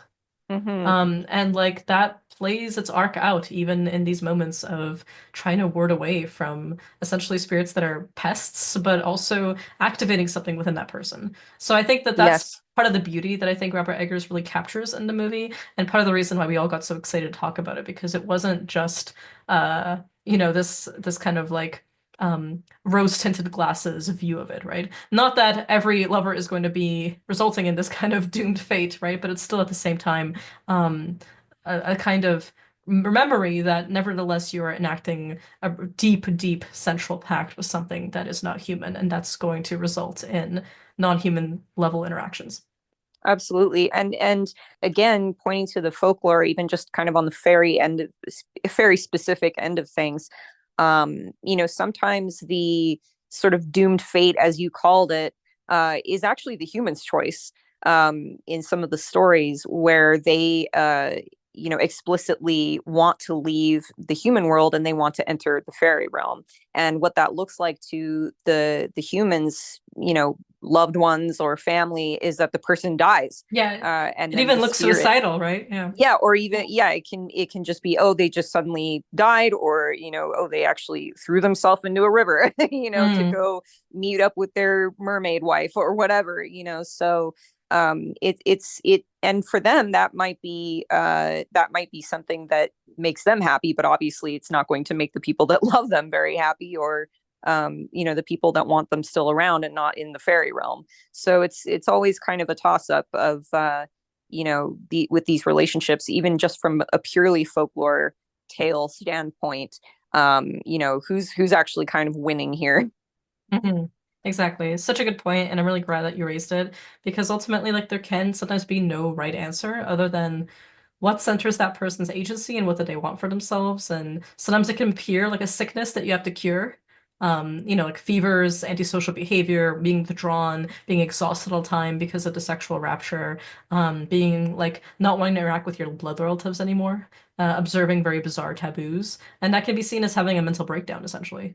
Mm-hmm. Versus somebody's, and that's why, these people who, seers like yourself who are able to live in both worlds and are able to guide people through this is something that you have an immense privilege in being able to access that kind of role, because then you can help people understanding both needs and ultimately divining and assisting them to figure out like what do they actually want and how do you get them there. Is it by removing the spirit? Is it by helping them integrate it better? Is it by setting really important boundaries, by invoking other stronger spirits to kind of police that? There's lots of options, right? Yeah, there's always options, and I think it really, and again, as somebody, and again, I'm sure you find this relatable, but as somebody who tries to help people with these issues, um it's you always hope that things can be sort of made beneficial, for both parties, because obviously the spirit has some sort of longing or need that they are wanting fulfilled as well, because which is understandable. I mean, there wouldn't be a million dating sites if people weren't longing for love, right? So Mhm. it's the same for the spirit. The spirit is also longing for something and looking for something, as well. So even though people will come to people like you and I wanting help from their sort of human perspective, we also want to be empathetic to the spirit as well. Mhm. Absolutely. And actually, I think it's important to note that like the sexual desire is also a huge part of this movie in the other couple, right, as it manifests in the story between Friedrich and Anna, because you also have this particular relationship with him where, she dies, obviously, and he essentially goes to her resting place and has sex with her corpse. And then Mm-hmm. dies on top of her, and from the plague. And so it's this notion of like, to me, like I was like, oh my God, this is gonna turn her into a vampire according to my culture. Like that's rough, But like one of the things that immediately came to my mind was like, here is this like pull from the beyond, like the desire to be reunited with the lover, regardless of death and life being boundaries, right? And when in the climax, right, like when they're finally like reunited and she comes to him and is beautiful, like, she's like reluctant, but also like and full of anticipation, like this kind of wedding gown, right? And she basically swears herself to him permanently and willingly. The plan being that she's going to sacrifice herself by keeping him occupied all night so that when the sun rises, it's going to destroy him, right? As he feeds on her because he can't help himself, right? And so it's this interesting thing where like she's even holding the lilacs that she refused at the beginning of the movie because she was like, oh, they'll die in 3 days anyway, right? And to become her funeral flowers and her wedding flowers at the same time. But this is the lover who actually, even though she's trying to like trick him into death, she also binds her soul to him because they become one in spirit, right? As a married couple forever. And then interestingly too, I just thought this was like really just cool thematically, was that he stays, right? Like in the beginning, Thomas is like, no, I gotta go to work, right? But she's like, oh, please stay a little longer. In this case, like she's literally using him staying as a way to both kill him and become one with him. Hmm. Because I cried at that scene. It's so you I can did too.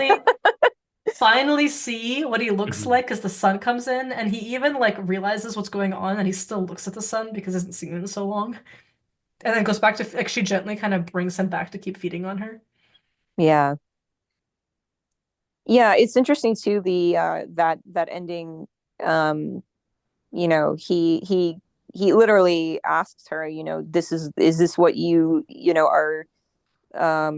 are, are you doing this willingly? And she says yes. And he I can't remember the exact wording of the line, but he says something to the effect of, are you re-pledging your oath? Yeah.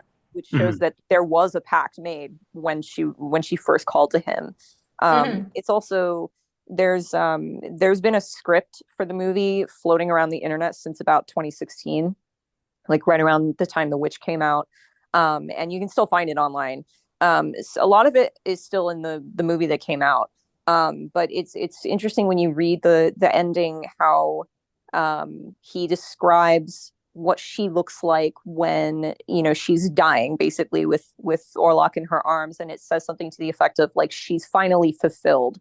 Uh, Mm. she's finally found her place, type of thing. So it's, again, it just kind of emphasizes, like, this isn't just oh, like, damsel being pursued by the beast that she doesn't want anything to do with. Like, she makes these choices for a few different reasons, including that this is sort of the place where she belongs, Mhm. is as a spirit, essentially, Hmm. as a witch. So Peak There's Dracula flow. peak Dracula. Yes. there's a really beautiful thing to like the final scene as the sun is rising when she kind of grabs him and is like, "No, drink more of the blood. Like, Hmm. stay more and more." Hmm. Or And even the way that she cucks Thomas and is just like, you cannot please me the way he does. Oh oh my my god, yeah, God. People were like in the theater. yeah, The sorcerer has harmed me once more. Hmm. genuinely. But shouts to like Willem Dafoe's character, like Von Franz, being like, Hmm. "Nah, I understand what you have to do." He's like, Okay, he's the only one who doesn't sexualize her or refer to her only as like either a dumb woman who's having fits because she "Hmm, misses her husband and can't function intellectually without him, or as just a slave to her appetite, right? Like he actually Hmm. respects her psychic mhm, power, and he even says like I'm gonna like paraphrase this, but he's like, "Oh, I just study this world, but you were born to it." Yeah. yeah, I'm but a sojourner." Yeah, exactly. Like, which is great. He's like, I'm just the magician, but you're the witch. Like, this is second nature to you. You are magic, whereas I study Mhm, magic. Yeah, genuinely, it's yeah. interesting to me too that I think of the fact that they tie her up, and he's the one who's like, "What are you doing? Like, untie her, get that Mhm, shit off of her." And then later, when they're like, "Well, if we don't give her the ether, she's gonna rant and rave all night," he's like, "Well, then rave she must." Like, Mhm. mhm, let her do her thing, But quit let trying to her suppress this. cook. Let her cook. Quit yeah. trying to suppress this. It's, for one thing, he recognizes the fact that because, as he says, she is the one who will redeem us, essentially, who can save them. They have to let her do her thing in order to Mm. know what is the final, what is the solution to the problem. So. I think Mhm, it's interesting because witches are often associated with like corrupting their society or causing plagues and infertility, right? Like the accusing the witch is often a matter of just like which family member you don't like, that you want to like pin all the misfortune and just ordinary bad luck that can happen in like a village society onto.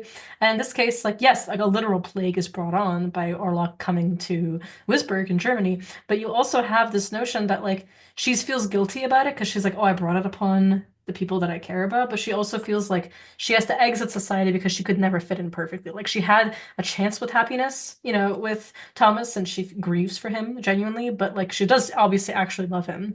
That much is clear in the movie, but like there's also this feeling like she just can't be fully understood because he's also quite dismissive of her. Only in the end does he actually start to come around and it's like, okay, I get it. Like you weren't telling Like this wasn't a lie. And also like her vision in the beginning where she was saying that her bridegroom was death and everyone was dying, her dad, her everybody, but she was so happy. Like again, that's a huge thing in the beginning is showing that like she's more in control than you're led to believe initially, right? And I think I appreciate about Robert Eggers explaining that like she is very much she's an agent in this. She's not just a victim. And I think that's much more interesting than if she was just like, a poor person being like assaulted and victimized by like an evil spirit. Yeah, I think that's nuance. I think it can be a little hard for some people to to chew on, to be honest, especially seeing sort of. I mean, it clearly. I mean, the movie has made a ton of money, so clearly a lot of people like it, and I know a lot of people, including myself, who have gone multiple times to see it. But the side of at least the internet, the chatty internet that really doesn't like it. I think there's some stuff that's a little hard for people to chew on in that regard, because it's not black and white, you Mhm. know.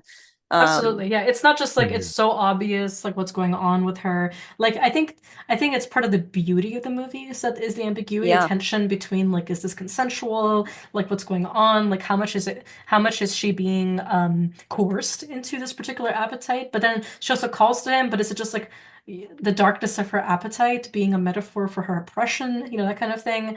And then ultimately like it being spun as like, is this her being assaulted? Versus is this her experiencing a relationship with her desire that she herself is not fully confident in or like understands precisely what it is. And I think there's a beauty in that ambiguity because obviously this is a sensitive topic, right? And it's Mhm. important to be respectful about that. But there's something there about noting that like all of us do have desires we're ashamed of and want to suppress and are uncomfortable with, appetites that feel like they might consume us more than we use them to consume other things. And so I think there's something exciting about a movie that's not so like unflinching and being able to actually confront that it's not black and white. It's not purely like, oh la la, she's, a good witch and she just wants her familiar body. Like, no, he's killing everything she cares about and also her society with the plague. And he's also an asshole.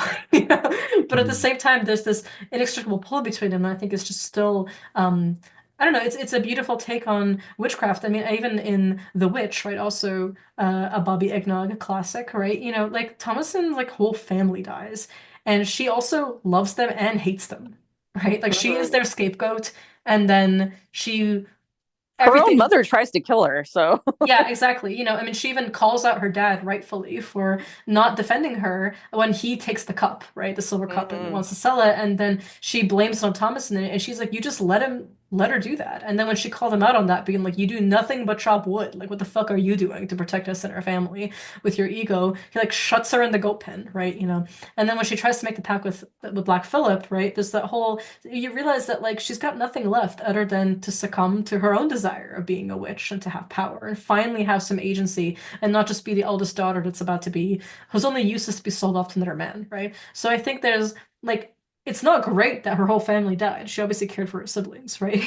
Like obviously like she would have preferred, I imagine, like, a happier ending where they just apologize to her and take ownership of the fact they've been treating her in this way. But like if that is what's happening, then like witchcraft can be a recourse. And I think that's one of the things that it's more fruitful to analyze it, I think, that way than to just see, oh, witchcraft is like a quote unquote tool of the oppressed. Because often the witch is the quote unquote like oppressor in the sense that she's causing all this damage, right? But then I Mhm. think that's one of those interesting things about like the origins of like a Strigan or like one of these like vampires is often like, well, the what is the chicken or the egg in this situation of like, was this an incarnated being to take a vengeance on a family that treats them poorly, or is the family treating them poorly because they're like an off-putting, And often the off-puttingness is actually not something that's that controversial. Like it could totally be confronted normally, but like society and culture and so on and so forth, right, can react negatively to, especially a woman, having a certain level of power.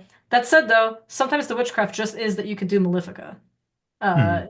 and are not a human being and can just do crazy shit. So, like, people have a right to be scared.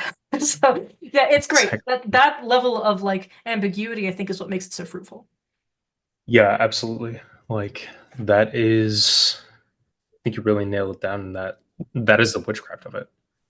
Like the encounters with these spirits where it's like, I don't know what the fuck just happened to me, but I can't away from it.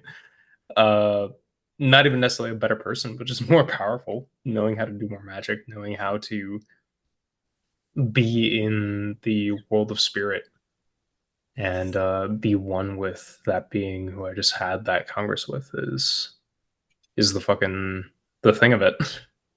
Like, and I really appreciate like the chicken and the egg call out for that particular type of vampirism because it's like you never quite know. That's Hmm. always a struggle. It's like the in our flirtations with what I have going on the show, it's that's the main meditation. Is I'm like I don't quite know what's going on, nor do I know what of those two things came first, but sure as hell taught me magic. So Hmm. it's part of it. Yeah, yeah.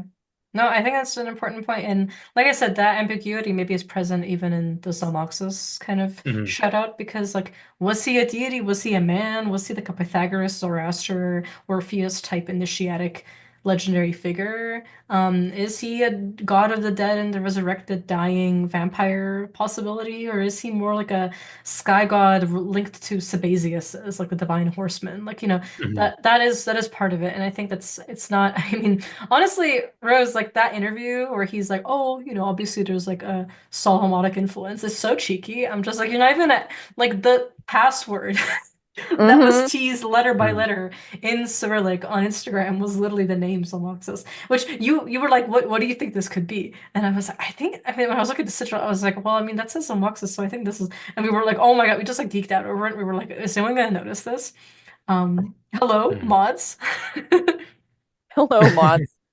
Yeah, it's interesting. I almost am like maybe don't draw attention to it because maybe he's got some, I don't know, who knows. Yeah, he definitely he knows what he's doing. He knows And he could, Mhm, especially, I mean, if nothing else, look at the detail of everything he does in every single one of his movies, the attention to mhm, detail and to historical accuracy, as much as it can be, is really amazing. Even I was going to mention earlier too, like the incantations that Orlok speaks are in a reconstructed form of Dacian, because obviously it's a dead language now, but I guess they kind of took modern Romanian, whatever they know of the Dacian language, and I guess threw in some Latin as well to kind of reconstruct this so that he could be speaking that for his spells, which is really cool and quite a lot of work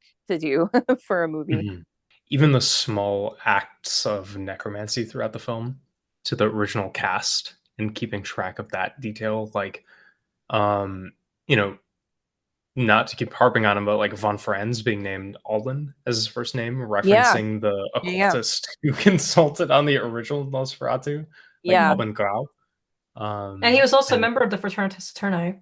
exactly, yeah, yeah. Yeah, and so he helped add in the Enochian and Hermetic like symbols, and especially Mhm, because like Nock and Orlok, uh, the documents that they exchanged in the original movie is in yep. Enochian. mhm, And so yeah, and I think it's really especially interesting because Alvin Guerrero, obviously, like not only was he a member of Fraternitas Eterni, but he also was somebody who um claimed that his inspiration came in when he was in the German Army World War One, and a Serbian farmer told him that his father was a vampire. And I Mm-hmm. was like, "Oh, baby, it's my Mm-hmm. people yet again, coming at you with the vampire shit." Because, like, I mean, really, like, Serbia is such a fucking vampire obsessed folklore. Um, mhm. God. On the subject of Enochian, actually, the original script that I was talking about, um, instead of Dacian, it was actually originally Orlok speaking Enochian when Hmm. he was speaking his spells. Hmm. And then as a callback to the witch, the incantation that the witch's coven at the end of the witch, they are also speaking Enochian. Hmm. So clearly Mr. Eggnog has some interest in that. Truly, truly. Mhm. No, it's great. But I like that it was ended up being like reconstructed Dashian because like Me one, too. like it kind of has the pedigree of him being like an ancient count, like, whose Yes. corpse was Mhm. originally born a long time ago, and now he still remembers that language. And two, it has like that, it adds to the mystery of like it's not like specifically like Belial the way it is in the original movie, right? It's Zalmoxis, which is this like ancient deity that has all this mystery surrounding it, and already a lot of like associations with vampires and wolves, right? So I think there's just like it makes it almost more steeped in kind of like folk magic aesthetics, as opposed to grimoire ones, which I like the Which blending of is them. better. You can quote us on that one. But but I love that, and I think it's great as well that you get to see that even like Von France is like, oh shit, the angels and demons are not strong enough to help us with this one. That line was added in just for me. Like Mhm. Bobby Eggnog thought of Singa and was like, this one's for her. If you want to see how much of a freak Bobby Eggnog is, just scry the prison cell that Hernock gets placed in. Oh my Mhm. That God, is don't. that is all I will say on that. But those who are psychic enough to interpret what I mean by that, And if you're not yet, purchase a session with Rose or Key where they will teach you to be that. exactly, yes. Can I just point out that speaking of Robert Eggers, when the Northman came out, Key like could not be located for like a week. The sheer testosterone poisoning of that movie resulted in him spending like a solid 7 days straight at the gym. Oh my god, that was fucked up. The werewolf parts, like the shifting, the berserker trance, like the way the ravens like pick him down and like Odin flashes and stuff like that. Like he already looks like a Viking physically, if you met him in person or seen a picture of him. So like that shit just it was ridiculous. Oh my god, it was Yeah, That bad. movie is so beautiful. it is, and Mm. he was MIA for it. Also, my girl Olga of the Birch Forest, come the fuck on. My Slavic girls know what's up. The fucking Svetovid idol in the middle of the village where they are. Oh. Mm. With Bjork as With the Bjork, priest. Bjork Volva, yes, that yeah, was yeah, yeah. wonderful. Honestly, respect. Respect. Uh, Bjork knows what's up. she knows. That's all I'm gonna say. She knows. Because I after that movie, I was doing the Bjork voice at my friends for a while. Um, and now we're doing the Bill Skarsgård Orlok voice. Bill Well, Skarsgård, what a man. What a what man he is. a legend. Well, guys, any closing thoughts on the movie, on the folklore, on things you want to set the record straight about? Shout out to the incredibly based scene in the film of the quotation of pearls before swine Yes. Mm. with Yes. The Latin Sievers and von Franz. getting him to like wake up from his stupor. Great. Like honestly, when I'm in that zone, you can totally wake me up with a good little parable, right? A good little call and Mhm. response. I also think that it's interesting when he's in when Thomas Hutter is in the village, and he pays like double the fare of like being able to like stay in the lodging. The pocket of like money that he like the pouch that he gives to the innkeeper looks identical to the one that Orlok pays him in. Right, when he Hmm. says like you sold your wife for just gold, right? And he even says that to her, like he annulled your marriage just for money. Now he didn't realize what was happening because he didn't think to translate the document. But I do think it's interesting. It adds to the fairy tale effect of like, was that an illusion? What was going on when he wakes up? Not only is everyone gone, but his horse is gone, you know? Hmm. It's just great stuff. And I always love it in like the Dracula kind of media, right? When he's explained like why he wants to move to London or why he wants to move to Wisburg, and it's just like the people there are not so primitive and superstitious. And I like being among educated company, and it's really like they don't know shit about vampires, so I can get away with doing my craig, my shit here. Whereas here, people actually be knowing. Hmm. Mood. This One is thing I why guess I reincarnate in the Americas now. one thing I was just gonna bring up too that I think we may have touched on just a little bit, but the idea that Orlok's shadow is sort of his astral self, Mhm. his fetch, his spirit body. I thought that was really cool, and this sort of uh we don't get to see it that explicitly. I feel like in a lot of media, it's funny because one of the only sort of like popular images of that that I can think of is like Peter Pan, right? That Mm-hmm. the shadow is the whole other self, and I really liked that that was pretty explicit in this movie. I thought that was really cool. I love that. Yeah, yeah. Mhm. Look, it PGM, okay, full of cool shit you can do with your shadow. Hmm. Go try it out. Great part of Egyptian magic as well. Mhm. Hell yeah, get on that grind. Get on that grind set. Book a session with Rose and Key. They are hilarious. They're good at what they do, and they'll whip you into shape. Mhm. And we'll have fun doing it. Indeed, indeed. Guys, thank you Totally. so much. This was such a blast.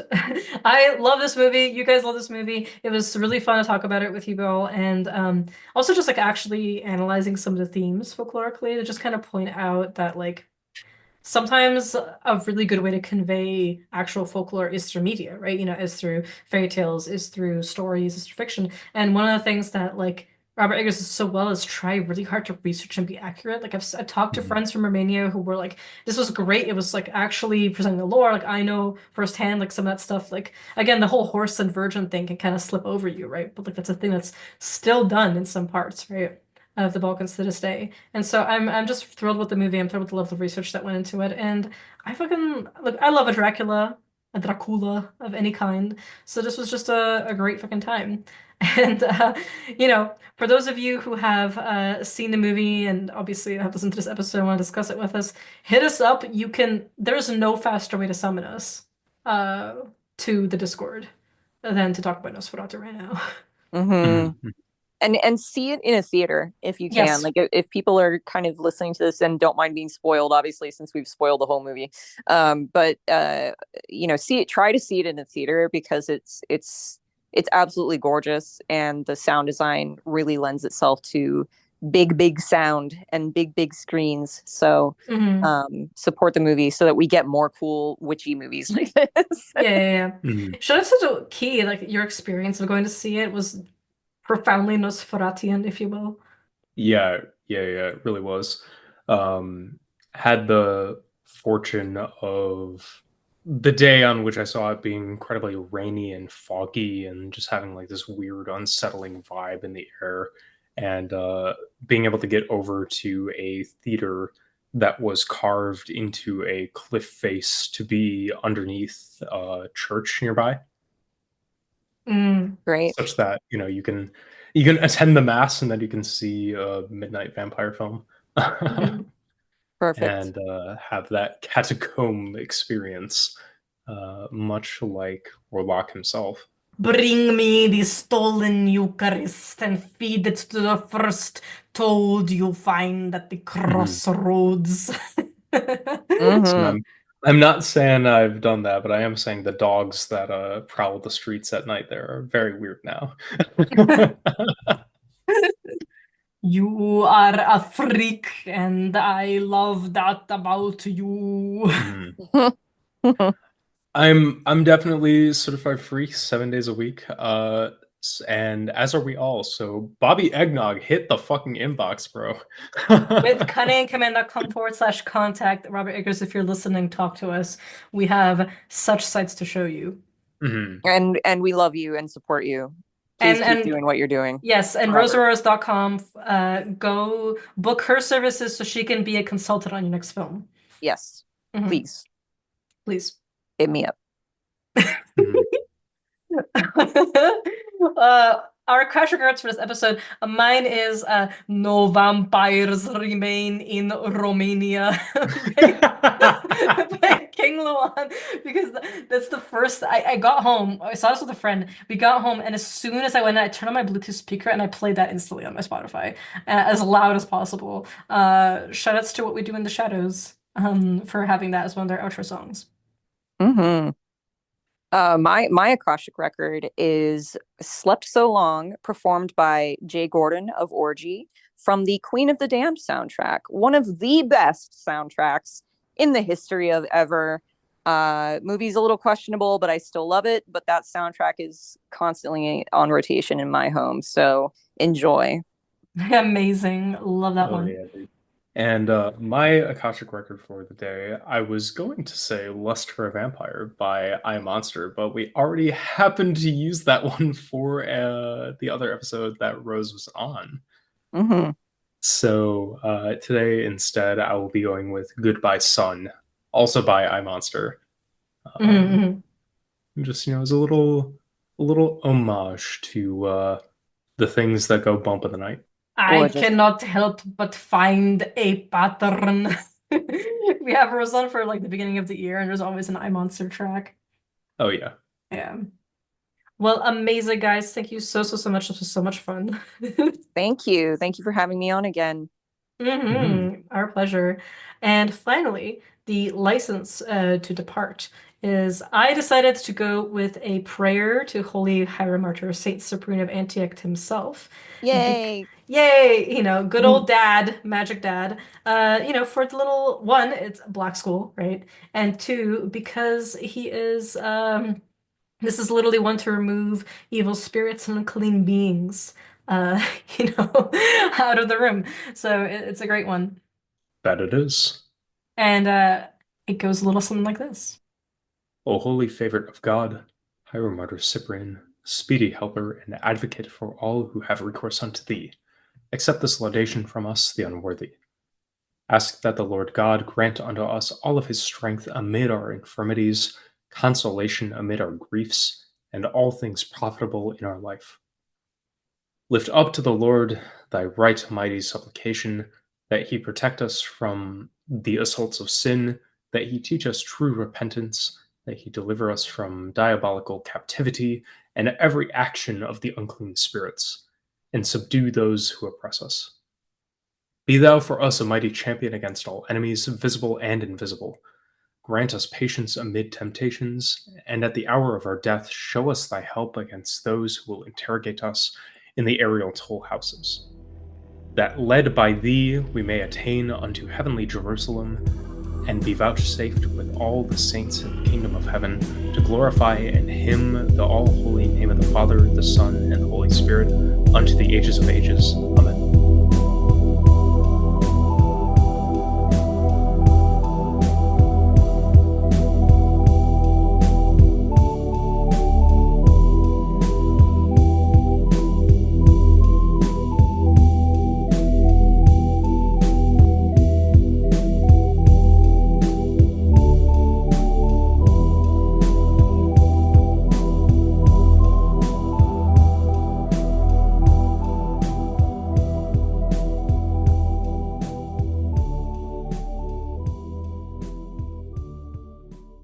You will subscribe to the Patreon. You will pass me that Benjamin so that I may take a fat hit off of it. Do not worry what I do in my crypt. You worry about what you do in your crypt, and you go make you some money.